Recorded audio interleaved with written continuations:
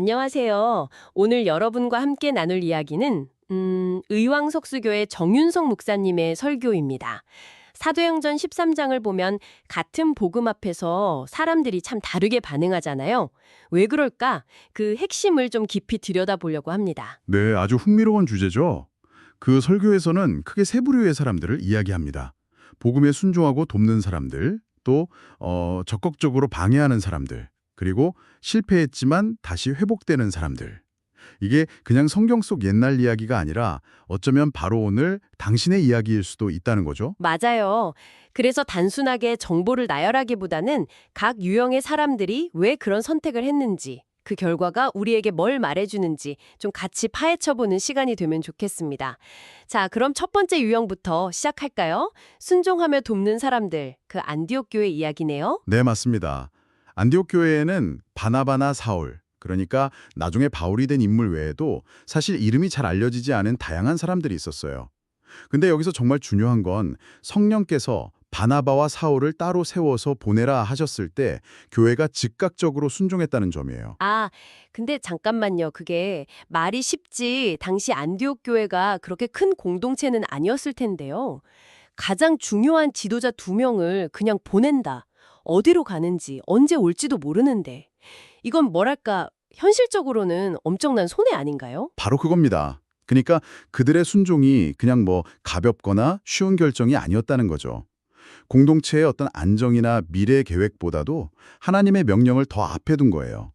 대단한 믿음이죠. 아, 인간적인 계산이나 이해득실을 따지지 않은 순종? 그렇죠.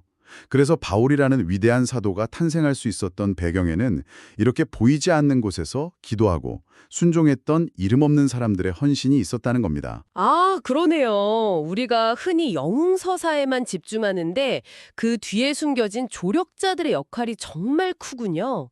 바나바가 아무도 안 알아주던 사울을 찾아가 세웠던 것처럼요.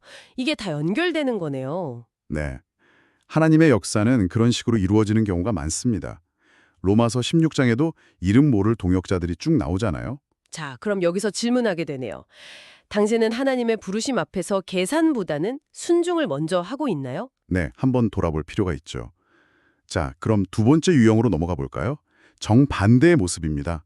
복음을 아주 적극적으로 방해하는 사람들이죠. 아, 그 구브로섬에서 있었던 일이죠. 바울 일행이 총독 서기오 바울에게 복음을 전하려고 하니까 네, 바예수라는 엘루마로도 불리는 마술사자, 거짓 선지자가 나타나서 방해하죠.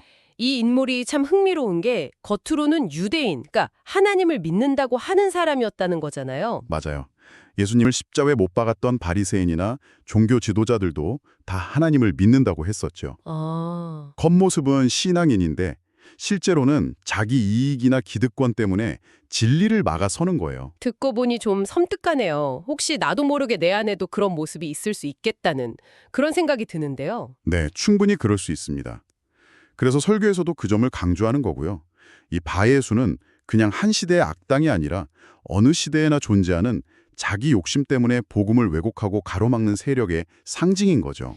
그럼 그 결과는 어떻게 됐나요? 결국 바울에게 책망을 받고 잠시 눈이 멀게 됩니다. 복음을 대적하는 세력이 당장은 뭔가 힘이 있는 것 같아도 결국은 어둠 속으로 사라질 수밖에 없다는 걸 상징적으로 보여주는 거죠. 십자가에서 모든 게 끝난 것 같았지만 부활로 승리하신 예수님처럼요. 네, 진리는 결국 드러나고 승리한다는 메시지군요. 자, 그럼 이제 마지막 세 번째 유형입니다. 실패했지만 회복되는 사람들. 여기서는 마가 요한 이야기가 나오죠. 네, 마가. 바울과 바나바를 따라서 1차 전도 여행을 함께 떠났다가 중간에 힘들다고 포기하고 그냥 집으로 돌아가 버리잖아요. 그쵸. 아마 좀 부유한 환경에서 자랐던 모양이에요.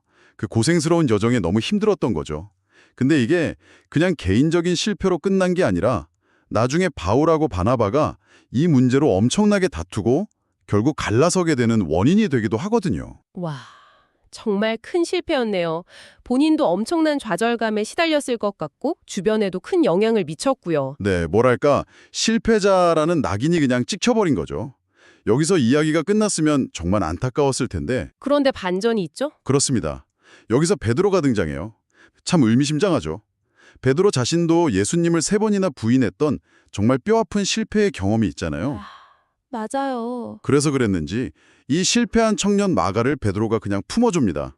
내 아들 마가라고 부르면서 영적으로 돌보고 다시 세워줘요. 실패를 경험해 본 사람이 다른 실패자를 이해하고 일으켜 세워준 거군요. 네, 바로 그거죠. 실패를 딛고 회복된 사람이 또 다른 실패자를 회복시키는 모습. 그리고 더 놀라운 건 처음에는 마가를 절대 용납 못한다고 했던 바울조차도 나중에 시간이 한참 흘러서는 마가를 데리고 오라. 그가 나의 일에 유익하다. 이렇게 말하면서 그를 다시 동역자로 인정한다는 거예요. 이건 정말 와. 네, 이게 바로 복음의 능력입니다. 우리의 실수, 연약함, 심지어는 정말 큰 실패까지도 그게 끝이 아니라는 거예요. 그리스도의 십자가 사랑과 그 부활의 능력 안에서는 얼마든지 다시 시작할 수 있다.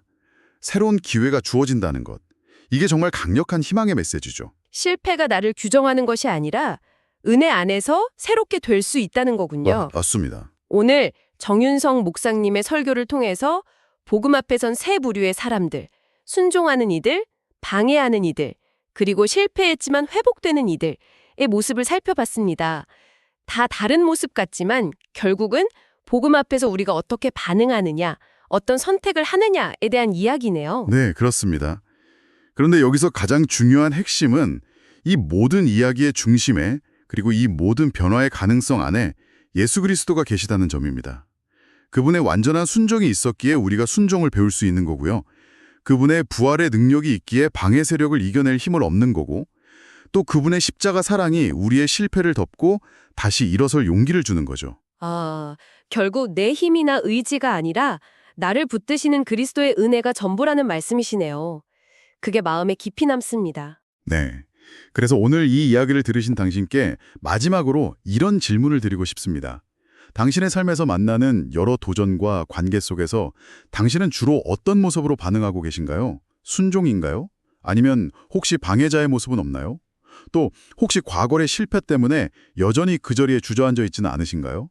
그리고 당신의 그 반응과 실패를 새롭게 하시는 그리스도의 은혜를 지금 어떻게 경험하고 계신지 한번 깊이 생각해 보시는 시간이 되셨으면 좋겠습니다.